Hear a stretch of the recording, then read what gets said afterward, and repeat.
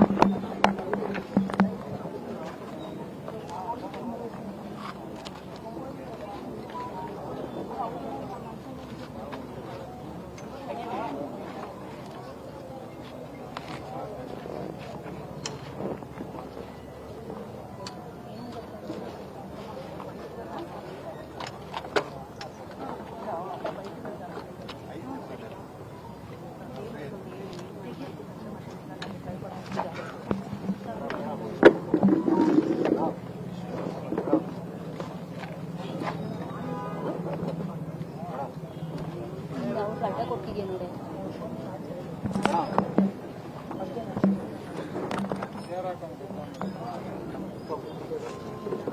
ಕೊಡು ಲೋಗೋ ಕೊಡು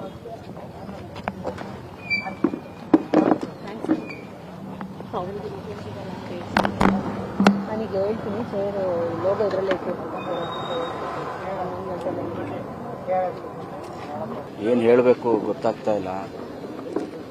ಮನಸ್ಸಿಗೆ ತುಂಬ ಭಾರ ಆಗ್ತಾ ಇದೆ, ನೋವು ಆಗ್ತಾ ಇದೆ. ಬಿಕಾಸ್ ಫ್ಯಾಂಟಾಸ್ಟಿಕ್ ಹ್ಯೂಮನ್ ಬೀಯಿಂಗ್, ಅದ್ಭುತ ನಟ, ಎಲ್ಲದಕ್ಕಿಂತ ಹೆಚ್ಚಾಗಿ ಅದ್ಭುತವಾದ ಮನುಷ್ಯ.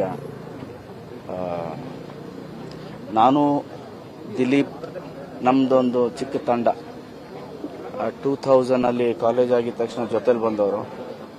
ದಿಲೀಪ್ ಕೂಡ ಥಿಯೇಟ್ರಲ್ಲಿದ್ದ, ನಾನು ಕೂಡ ಒಂದು ಥಿಯೇಟ್ರಲ್ಲಿ ನಾಟಕಗಳನ್ನ ಮಾಡ್ತಿದ್ವಿ. ಸೊ ನಮ್ಮ ಇಡೀ ತಂಡದಲ್ಲಿ ದಿಲೀಪ್ ಅವರಿಗೆ ಫಸ್ಟು ಕ್ಯಾರೆಕ್ಟರ್ ಸಿಕ್ಕಿದ್ದು, ಫಸ್ಟು ಅವರು ಪಾಪ್ಯುಲರ್ ಆಗಿದ್ದು ದಿಲೀಪ್ ಅವರೇ.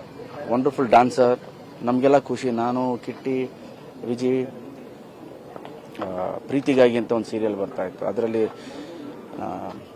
ಕಿಟ್ಟಿನೂ ದಿಲೀಪ್ ಅವರು ಇಬ್ಬರು ಜೊತೆಲಿ ಆ್ಯಕ್ಟ್ ಮಾಡ್ತಾಯಿದ್ರು. ನಾವೆಲ್ಲ ಸೆಟ್ಗೆ ಹೋಗ್ತಿದ್ವಿ. So from the beginning days ನಾನು ದಿಲೀಪ್ ಅವ್ರನ್ನ ನೋಡ್ಕೊಂಡು ಬಂದಿದ್ದೀನಿ, ಜೊತೆಲೇ ಬಂದಿದ್ವಿ. Very hard worker.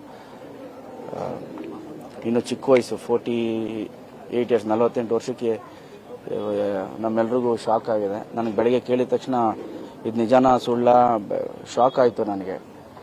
ಸೊ ಅವರ ಇಡೀ ಫ್ಯಾಮಿಲಿಗೆ ಮತ್ತು ಅವರ ಫ್ರೆಂಡ್ಸು ಮತ್ತು ಅವ್ರನ್ನ ಇಷ್ಟಪಡೋರಿಗೆಲ್ಲರಿಗೂ ಈ ಒಂದು ನಷ್ಟನ ಭರಿಸೋ ಶಕ್ತಿ ಕೊಡಲಿ ಅಂತ ಕೇಳಿದ್ರು. ಎಕ್ಸ್ಪೆಷಲಿ ಅವ್ರ ಫ್ಯಾಮಿಲಿ, ಅವ್ರ ಮಕ್ಕಳು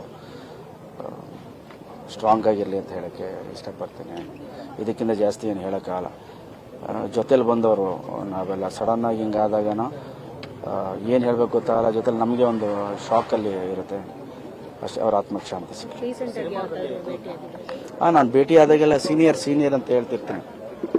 ನಮ್ಮೆಲ್ಲರಿಗಿಂತ ದಿಲೀಪ್ ಅವರೇ ನೀವೇ ಬಂದಿದ್ದು ಫಸ್ಟು, ಜೊತೆಯಲ್ಲಿ ಬಂದ್ವಿ. ಇವರ್ ಮೈ ಸೀನಿಯರ್.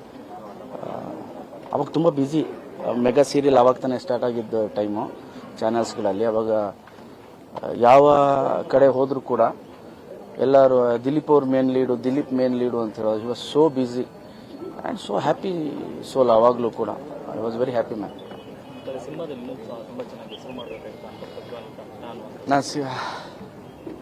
ನಾನು ಸಿಕ್ಕಿದಾಗೆಲ್ಲ ಹೇಳ್ತಿದ್ದೆ, ದಿಲೀಪ್ ನಿಮಗಿರೋ ಟ್ಯಾಲೆಂಟ್ಗೆ ಸಿನಿಮಾಲಿ ಅದೆಲ್ಲ ಬಿಡಿ, but as a human being is a wonderful human being. ನನಗೆ ಪರ್ಸ್ನಲಿ ಅನ್ಸೋದು he was a fantastic actor. ಇನ್ನೂ ಎಲ್ಲೋ ಇರಬೇಕಿತ್ತು. ರೀಸೆಂಟಾಗಿ ಯಾವಾಗ ಭೇಟಿ ಆಗಿದ್ರಿ? ಅದೇ ಒಂದು 15-20 ಡೇಸ್ ಬ್ಯಾಕ್ ಸುಮ್ಮನೆ ಹಾಗೆ ಕೂತ್ಕೊಂಡು ಮಾತಾಡ್ತಾ ನಾನೇ ಒಂದು ಕಡೆ ಟ್ರಾಫಿಕಲ್ಲೆಲ್ಲ ವಿಶ್ ಮಾಡ್ಬಿಟ್ಟು ಹೋಗ್ತಾ ಇದ್ದೆ.